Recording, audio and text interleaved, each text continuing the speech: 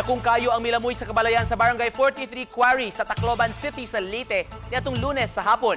Matod sa Tacloban City Fire Station, giisa nila sa second alarm ang alarma sa sunog nga nagsugod pasado alas 4:30 sa hapon ug gideklarara nga fire out mga alas 5:54 na sa hapon.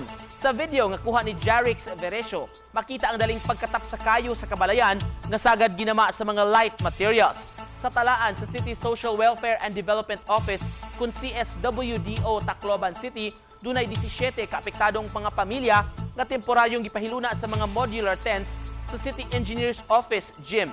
Sagad sa mga nabiktima ng mga tinun-an nga nag-boarding house sa dapit. Giapuran sila sa CSWDO og mga hygiene kits, habol, tubig ug mga pagkaon. Gibanabana ang maabot sa 750,000 pesos ang danyos sa sunog. Nagpadayon pa ang investigasyon sa kabombiruhan aron pagsuta sa hinungdan sa sunog.